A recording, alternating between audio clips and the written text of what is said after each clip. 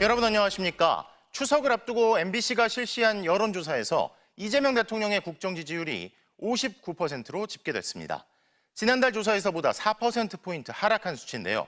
또 민주당 지지율은 하락한 반면 국민의힘은 상승했는데 여당 지지율의 하락폭이 가장 크게 나타난 지점은 연령별로는 40, 50대, 지역별로는 대전, 충청, 그리고 이념 성향에선 중도층이었습니다.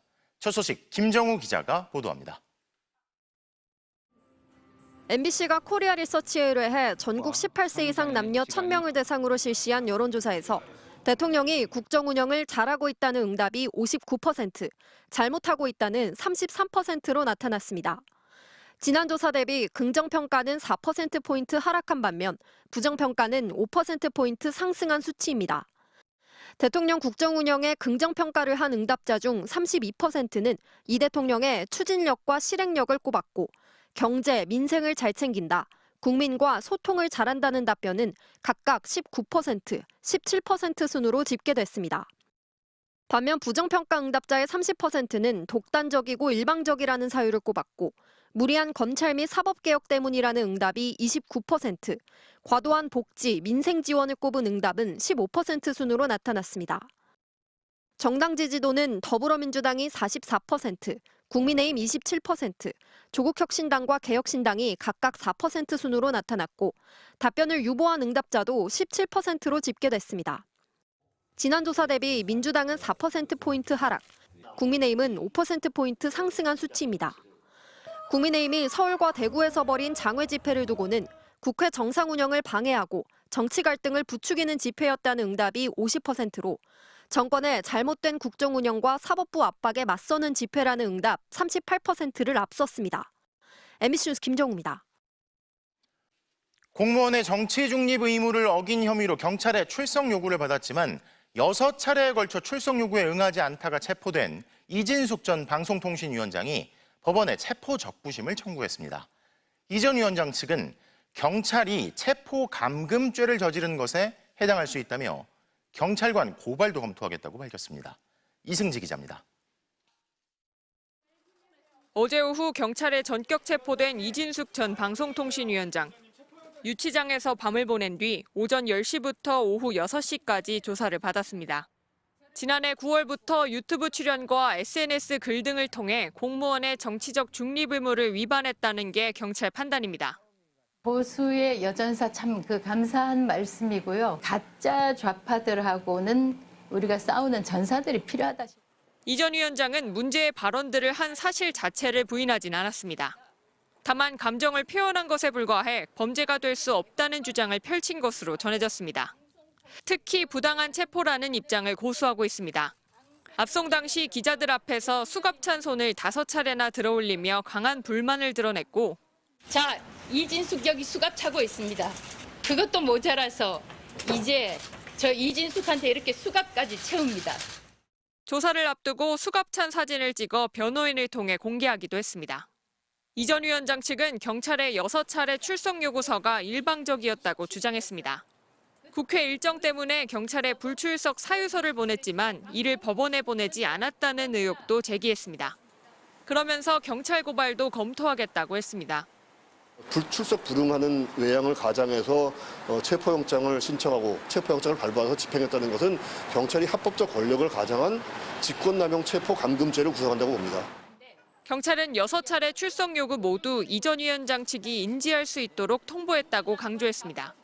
불출석 사유서도 체포영장 신청 당시 법원에 함께 제출된 것으로 전해졌습니다. 이 전 위원장은 적법한 체포였는지 판단을 받기 위해 법원에 체포 적부심을 청구했습니다. 작년 한 해 체포 구속 적부심 석방률은 7.9%. 그나마 석방된 것은 대부분 구속 적부심으로 체포 적부심 인용률은 지극히 낮다는 관측입니다. 이 전 위원장 체포 적부심은 내일 오후 3시 서울 남부지법에서 열립니다. MBC 뉴스 이승지입니다. 국가정보자원 관련 화재로 발생한 전산망 장애 복구를 담당하던 공무원이 스스로 목숨을 끊었습니다.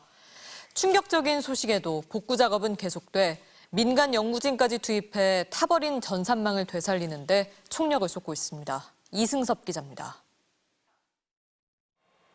국가 전산망 장애와 관련해 업무를 담당하던 공무원이 투신해 숨졌습니다.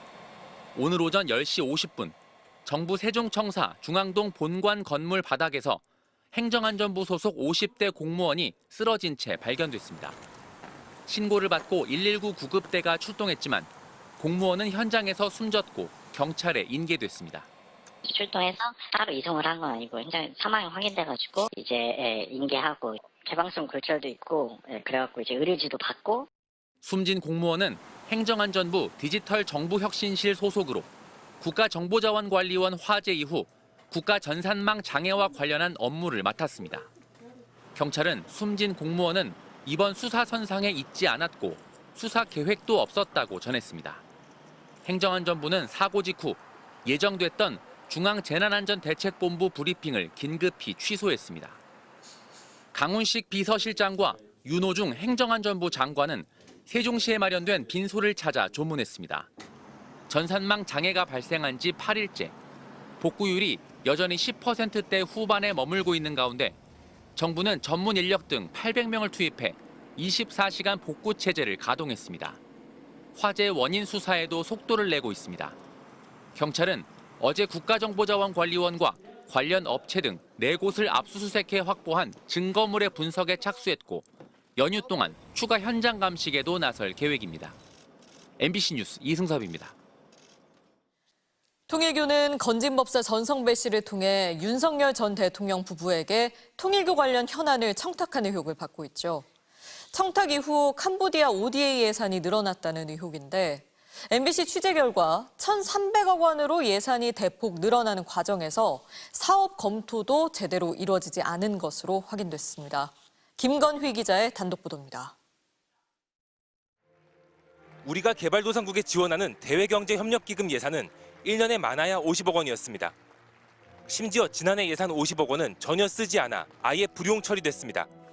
그런데 바로 다음에 캄보디아와 인도네시아 지원 예산이 갑자기 1,300억 원으로 급증합니다. 김건희 국정농단 특검은 통일교가 윤 전 대통령 부부에게 캄보디아 지원을 청탁했는지 등을 수사하고 있습니다. 2030년까지 100억 불 수준으로 ODA 규모를 확대해 나가고자 합니다. 이 정도 예산을 신청하려면 사업 타당성을 검토해야 하지만 담당 기관이었던 수출입은행은 평가를 제대로 하지 않았다고 사실상 인정했습니다. 수출입은행은 국회 질의에 사업 제안서 검토를 적극적으로 했다고 하려면 평가 기준이 있어야 하는데 평가 항목이 작업 중이었다고 답했습니다. 평가 항목조차 만들지 못해 타당성 조사는 못한 채 예산을 신청했다는 겁니다. 심지어 이보다 넉 달이나 앞선 문서에도 1억 달러, 우리 돈 1,300억 원이라는 지원 규모가 명시돼 있습니다. 사업에 참여할 은행 모집도 안 됐는데 사업 규모가 이미 정해져 있는 겁니다. 당시 기획재정부조차 예산 신청액이 너무 크다며 의문을 제기한 것으로 전해졌습니다. 수출입은행은 기획재정부가 은행들은 1억 달러가 필요하다고 하는데 현실적인 수요인지 확인해봐야겠다고 말했고 결국 예산이 반으로 깎였다고 말합니다. 사업 검토나 방향 설정도 없이 예산부터 밀어넣는 과정 자체가 정치적 의혹을 피하기 어렵습니다. 수출입은행은 사업 제안서 검토는 예산 편성 전에 거쳐야 할 절차가 아니라고 판단했고 추후 별도로 평가할 계획이었다고 해명했습니다. 또 민간협력 전대차관은 국제사회 권고를 반영해 21년도부터 추진해온 제도며 은행들의 참여 의향서를 바탕으로 예산을 신청했다고 밝혔습니다. MBC 뉴스 김건희입니다.